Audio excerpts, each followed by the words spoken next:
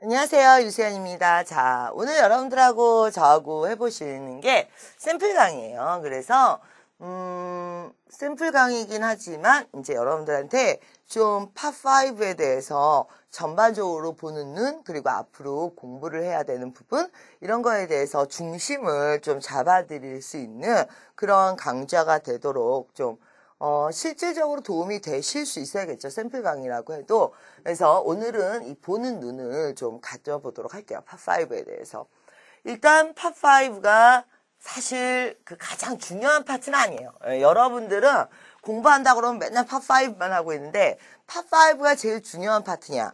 실제로 우리가 점수가 나올 때 보면 LC가 먼저 점수가 나오고 그 다음에 독해, 그 다음에 파5, 그 다음에 6 이런 정도로 봐요. 왜냐하면은 LC 같은 경우에는 스킬적인 측면이 많아요. 그래서 단순한 스킬적인 연습들만 하심으로써도 충분히 고득점이 나올 수 있고, 그다음에 독해 같은 경우는 큰 흐름을 한번 이해하시면 그때부터는 점수가 나오기 시작하는데 5는 굉장히 짜잘짜잘해요. 자, 그래서 5를 공부하실 때는 조금 더 보는 눈을 이렇게 넓혀놓고 그리고 나서 좀 기간을 두고 공부하셔야 돼요. 그러니까 똑같은 강의를 듣고 똑같이 공부를 해도 5는 점수가 오를 때 개인차가 심하게 나기 때문에 지금부터 천천히 우리가 보는 눈을 먼저 가져보도록 할게요. 파5가 40문제로 구성이 되어 있어요. 일단 40문제로 구성이 되어 있는데 얘 같은 경우에는 한 문제당 어느 정도의 속도로 풀어주셔야 되냐면 한 문제당 20초에서 30초의 시간으로 풀어주셔야 돼요. 그래서 파5가 몇 분이 걸려야 되냐면 15분.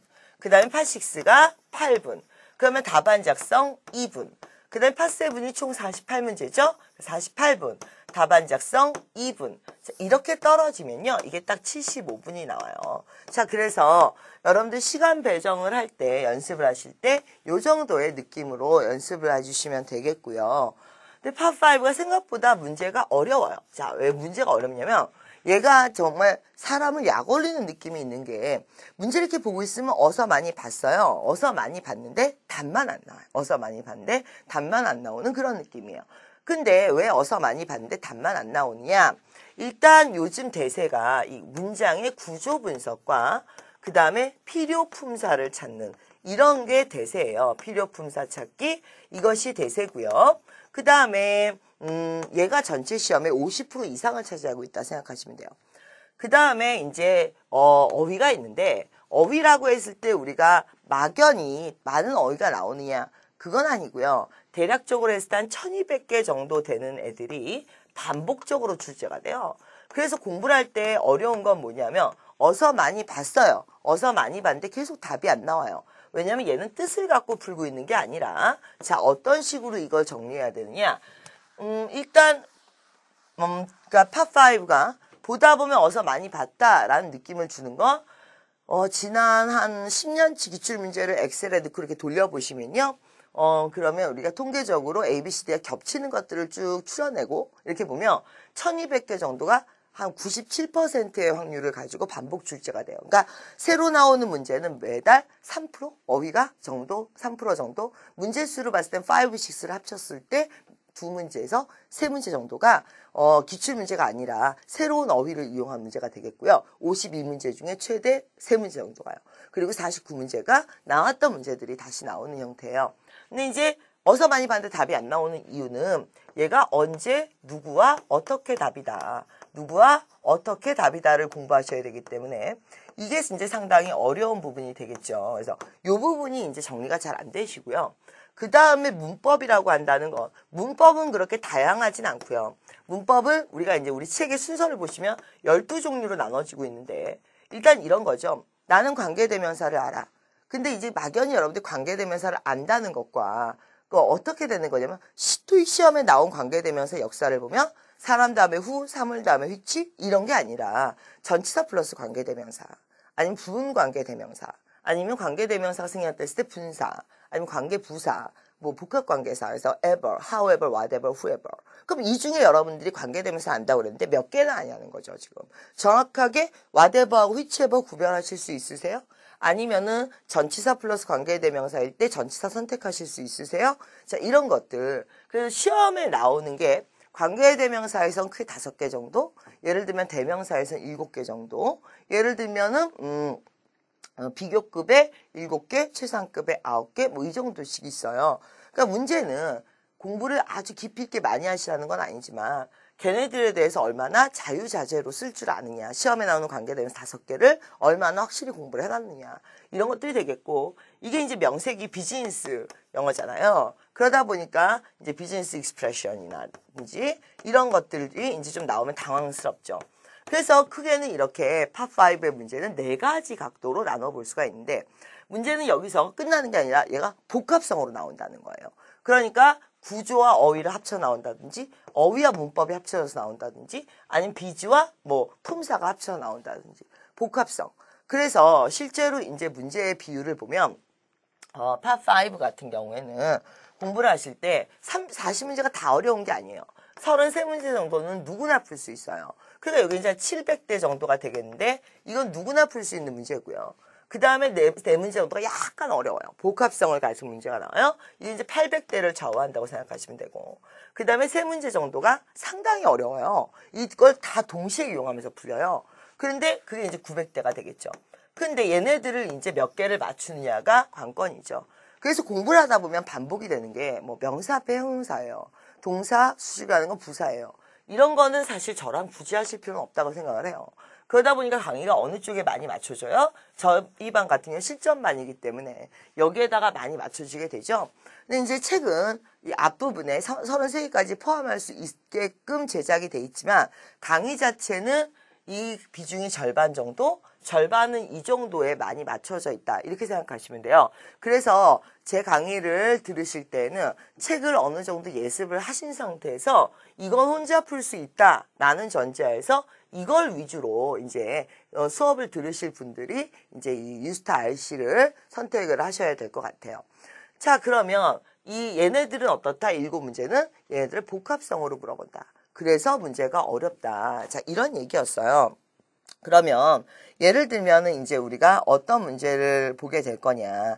여러분들이 그 개요 공략법에 있는 문제들은 그렇게 난이도가 없기 때문에 제가 뭐 굳이 풀어드릴 필요가 없을 것 같고요. 레슨 1부터 들어가 볼게요. 개요의 레슨 1. 제일 앞부분이죠. 팟5. 개요의 레슨 1을 한번 들어가 보면요. 일단 구조 분석과 필요 품사 찾기라고 되어 있어요. 즉, 이 부분에 해당이 된다는 얘기죠.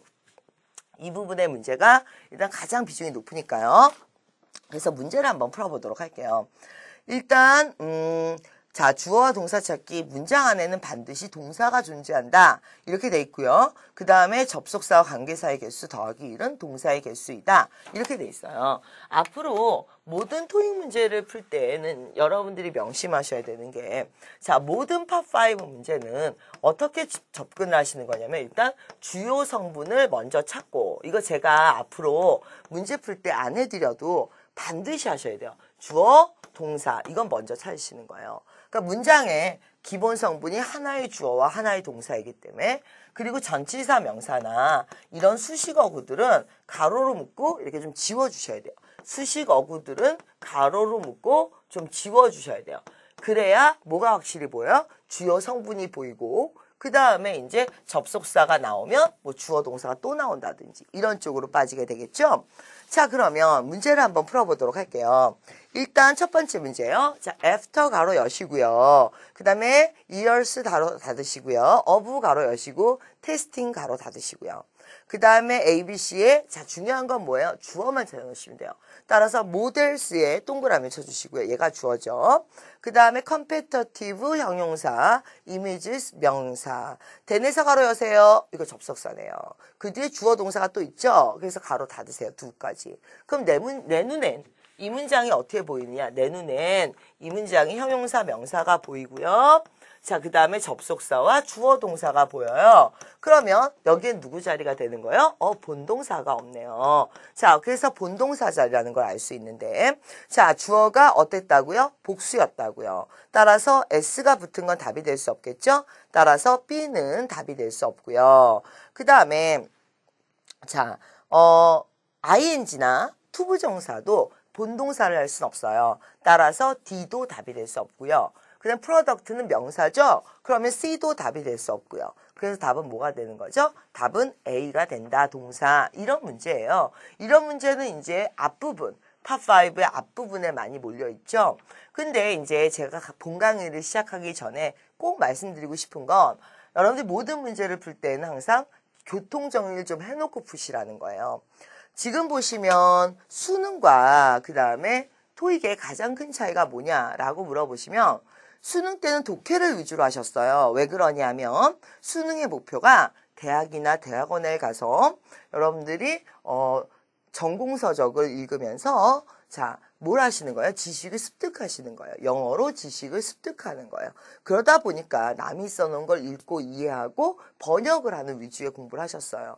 그런데 이제 토익을 보셔야 돼요. 토익은 말 그대로 취업용 시험이에요. 그러니까 맨날 남이 써놓은 걸 읽고 이해하고 있는 게 아니라 이제는 이 업무에서 필요한 즉 스피킹하고 라이팅이 되셔야 되는데 스피킹하고 라이팅을 1년에 200만 명이 보는 이 토익 시험에서 자 구현을 할 수가 없어요. 자 그러다 보니까 그걸 파5에서 어떻게 구현을 하느냐 이렇게 구현이 되죠.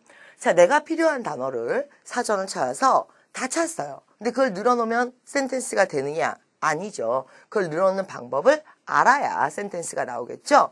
그래서 스피킹하고 라이팅의 가장 기본은 필요한 단어들을 배열하는 법칙이죠. 그 배열하는 법칙을 알아야 문장이 돼요.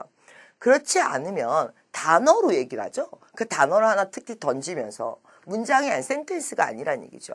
자, 그래서 파5가 물어보고 싶은 건 스피킹과 라이팅 실력이 되느냐. 즉 필요한 단어를 사전을 찾아서 그걸 늘어놓고 센텐스를 만들 수 있느냐. 그래서 생각보다 단어 수가 적죠. 단어가 보캐블러리 22,000 이런 걸 공부하는 시험이 아니에요. 우리는 무식하게 단어를 달달달달 외우는 시험이 아니라 단어 뜻은 사전 보면 다 있어요. 그러니까 기본 단어만 묻겠다 이거예요. 왜? 사전 보면 되니까. 그렇지만 사전이 안 가르쳐주는 게 있죠? 뭘 안 가르쳐줘요? 그걸 어떻게 늘어놔야 된다. 센텐스 안에. 자, 그래서 그걸 늘어놓는 방법. 즉 성분들을 늘어놓고 수식어구를 안 치고 이러는 것들을 구별하는 능력을 자꾸 물어봐요. 그래서 제일 먼저 많이 물어보는 게 일단 수식어구는 나중 얘기고 주요 성분은 볼 줄 아냐. 이것부터 물어보는 거예요. 그래서 토익 강의들이, RC 강의들이 대부분 품사 강의에 집중되어 있는 이유가 이게 이제 시험 자체가 단순한 번역이나 한국말로 해석이 아니고 이런 배열을 물어보기 때문에 즉 스피킹과 라이팅의 능력을 물어보기 때문이에요. 자, 보시면은 이 중고등학교 때 수능 스타일로 공부를 오래 하셨던 분들이 우리가 대부분 이제 수능 스타일로 공부를 오래 했어요. 그러니까 자꾸 해석을 해서 문제를 푸세요. 근데 영어의 기본 단위는 한국어가 아니거든요. 그러니까 영어를 국어로 바꿨다고 해서 영어가 이해되실 수는 없어요. 그럼 영어를 영어식으로 사고한다는 건 그게 대단한 건 아니에요. 어려운 단어를 많이 외운다고 영어식 사고를 하는 건 아니고요. 지금처럼 어떻게 그러니까 영어의 주요 성분이 뭐예요? 영어의 주요 성분은 품사죠. 그러니까 그 품사를 배열하는 것부터 차근차근 시작하는 게 이 시험의 첫 단계가 되죠. 그래서 레슨 1에 보면 지금 뭐가 나오고 있어요? 구조 분석을 하면서 적절한 품사 찾기 이쪽 문제가 나오고 있죠. 그러면 이번에는 두 번째 문제를 보도록 할게요. 자, the temporary timetable 여기까지가 주어고요. 4에서 가로 여시고요. 자, 그 다음에 버스 닫으시고요. operating 가로 여시고요. city 가로 닫으시고요. 그러면 이번에도 뭐가 없네요? 네, 본동사가 없네요. 자, 이런 식으로 이제 전면구를 다 가로로 묶고 본동사를 찾는 그런 문제들이 기본이 되죠. 그런데 이제 2번 자, 접속사 찾기 문제로 넘어가 보도록 할게요. 접속사 문제는 매달 4문제가 나와요. 자, 그런데 주어 동사가 하나 있는데 주어 동사를 또 쓰겠대요. 이러면 문장이 2개가 되죠? 이걸 연결할 수 있는 게 접속사나 관계대명사다. 이런 얘기예요. 그래서 여러분들이 자, 1번 성분 조합 문제 이렇게 돼 있어요. 한번 보도록 할게요. 자, 팀이 주어고요. S에서 가로 여세요. 전치사니까. 그 다음에 change 가로 닫으시고요. 부사 치우시고요. 그러면 experienced 동사. 그럼 팀이 주어, experienced가 동사. 버섯 동그라미 치시고요. 그러면 벗이 있다는 건 주어와 동사가 하나 더 나오겠다는 얘기가 되죠.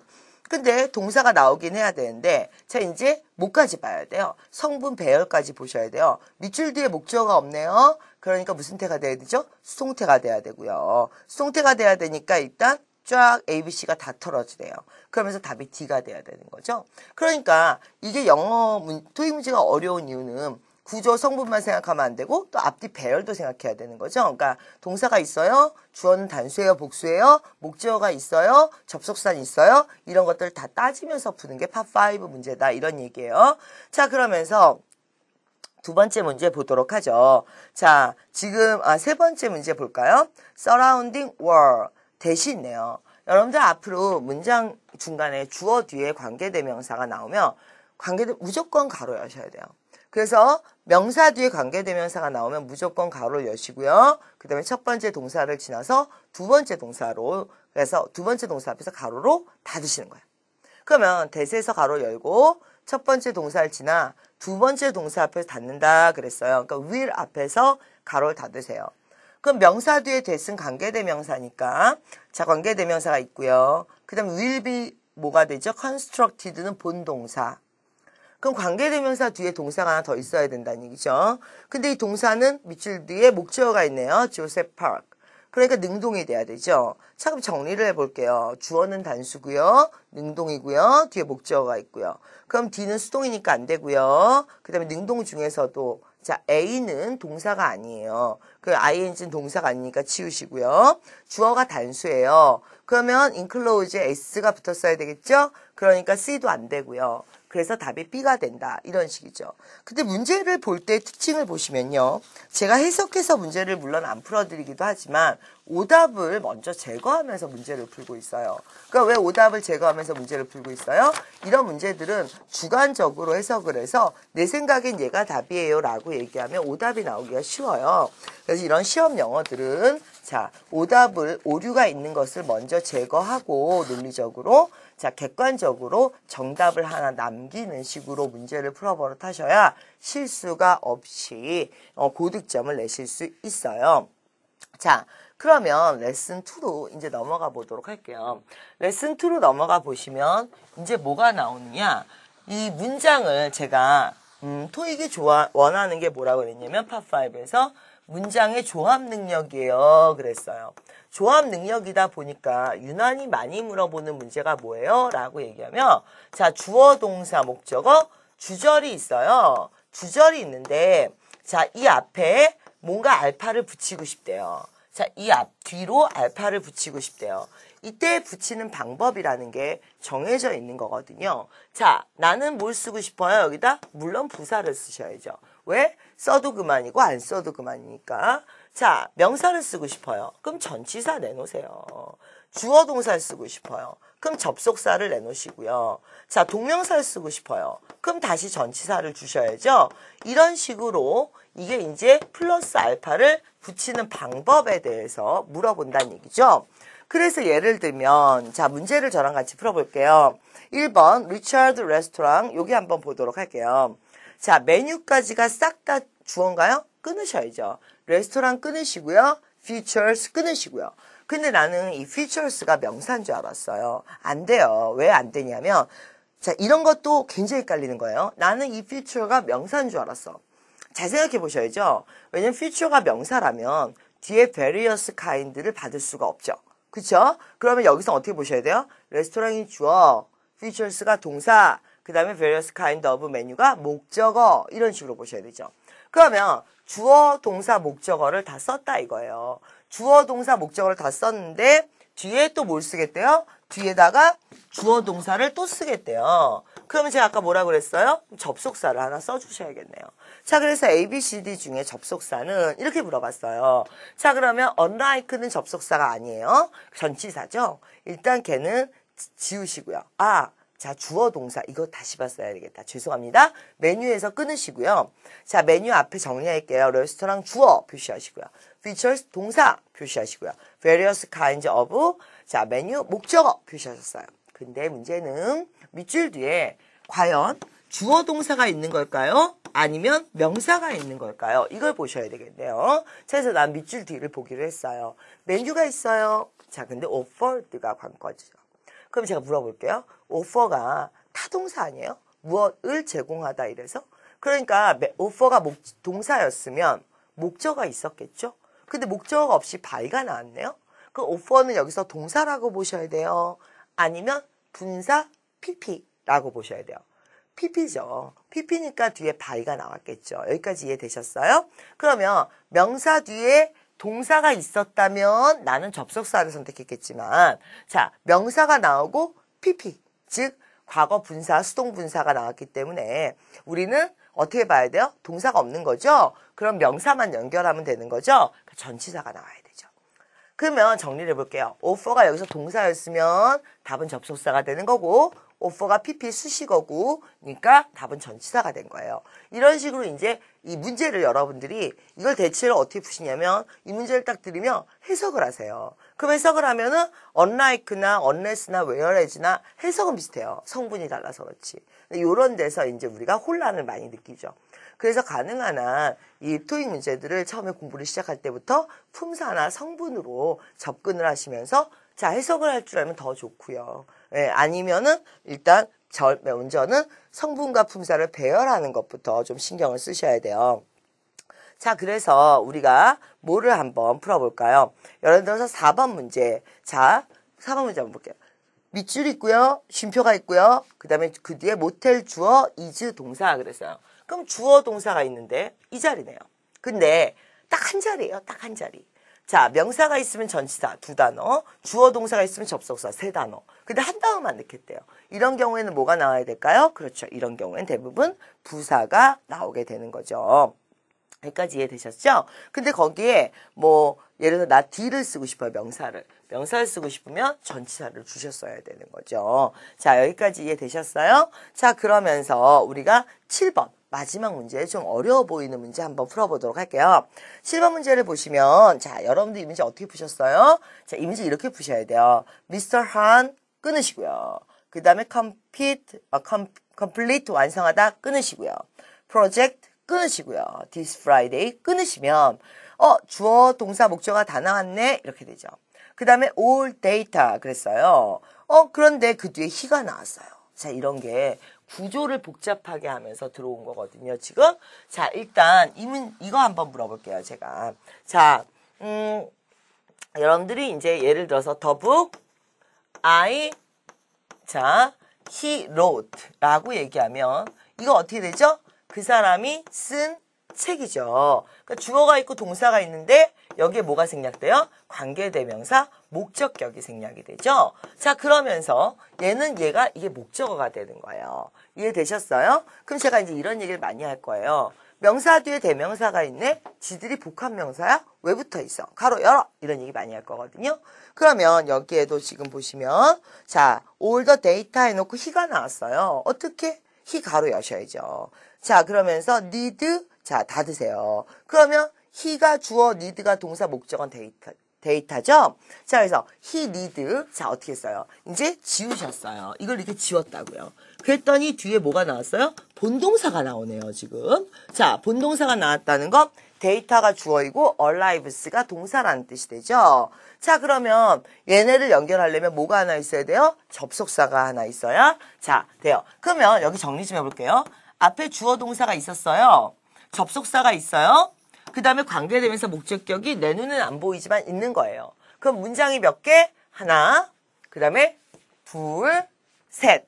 그런데 관계대명사는 몇 개? 관계대명사 하나, 접속사 하나. 그러면 자, 접속사나 관계대명사 각각 하나씩 있으니까 2개가 있고 동사가 3개가 있으니까 자, 문장의 개수가 맞게 되는 거죠. 그럼 이 자리는 무슨 자리라고 하실 수 있는 거예요? 이 자리는 접속사 자리라고 얘기할 수 있죠. 따라서 A, B, C, D 중에 답은 뭐가 됩니까? 접속사 D가 답이 되는 거죠. 이런 식으로 이제 구조가 갈수록 어때요? 복잡한 구조를 띠게 되죠. 자, 그러면서 난이도가 올라가기 시작하는 거예요. 자, 그러면서 레슨 3으로 한번 보도록 할게요. 정말 난이도가 어려운 건요. 어휘들과 이제 같이 결합이 되는 거죠. 그런데 일단 우리가 그럼 어휘 공부하는 방법을 잠깐만 볼게요. 제가 어휘 공부 아까 어떻게 한다고 말씀드렸죠? 어휘는 단순히 암기하시는 게 아니라 언제 누구와 어떻게 답이다 이렇게 한다고 그랬어요. 자, 한번 보도록 하죠. 어떤 걸 한번 해볼까요? 자, 3번 부사 어휘 공부하는 방법 좀 잠깐만 볼까요? When he 하고 들어갔고요. moved 이사를 했어요. to the apartment 그랬어요.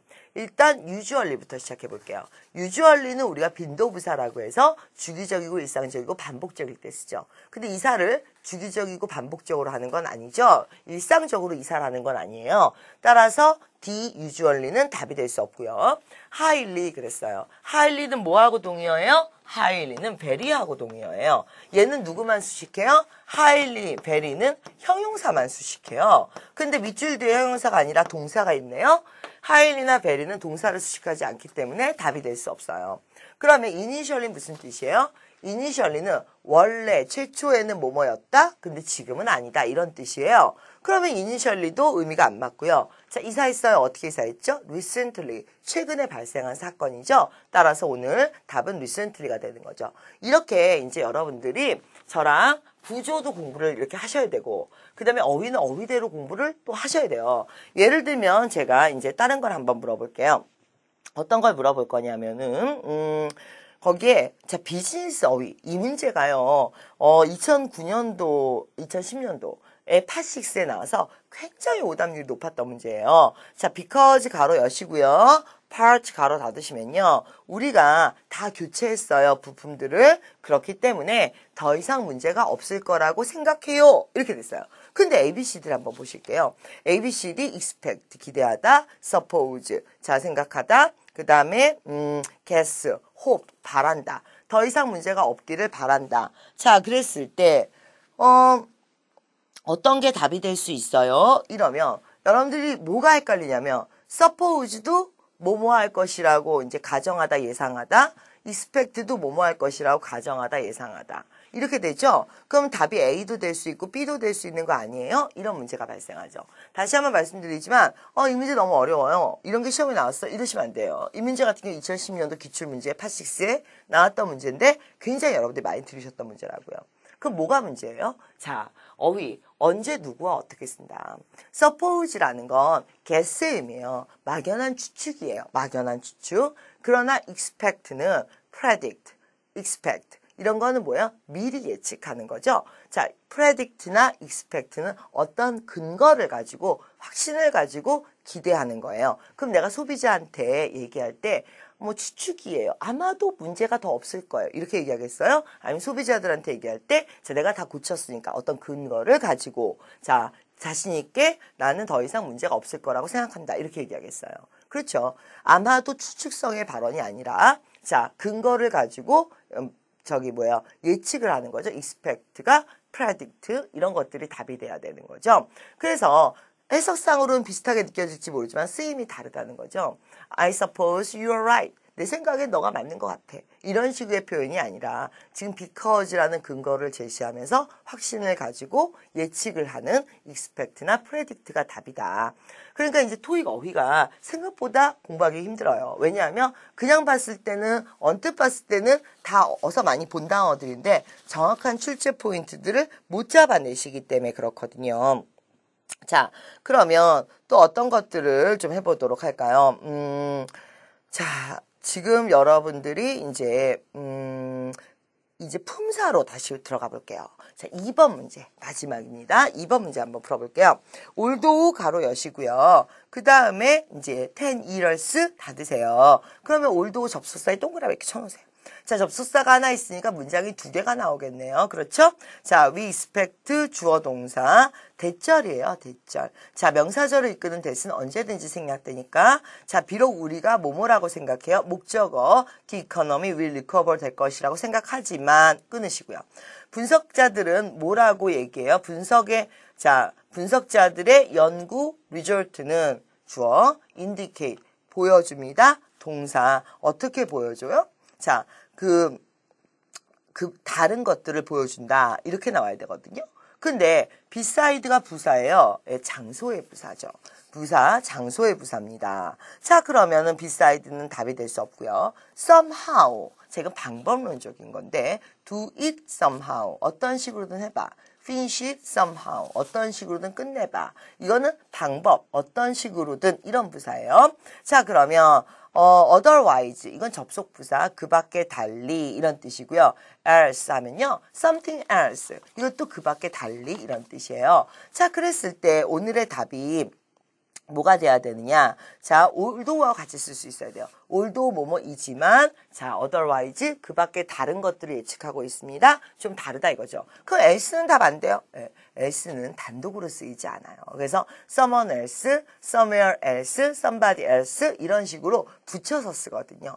그러면 이제 정리를 좀 해보도록 할게요. 부사 공부를 지금 저랑 해보셨어요. 근데 부사도 그냥 해석만 제가 해드리는 게 아니라 어떻게 해드리고 있어요? 지금 보시면은 부사를 정리를 해드릴 때 beside는 장소, somehow는 방법, 그 다음에 else는 단독으로 쓰이지 않고 somewhere else, someone else 이렇게 붙여서 쓴다고 그랬고, 지금 although하고 짝이 될 수 있는 거 비록 뭐뭐이지만 그 밖에 달리 다른 각도의 예측을 내놓고 있다. 해서 지금 although와 짝이 될 수 있는 접속부사 otherwise가 답이 될 수 있다. 접속부사, 일반부사 둘 다 otherwise는 될 수 있기 때문에 뭐 특별히 그거에 대해서는 신경 안 쓰셔도 되고요.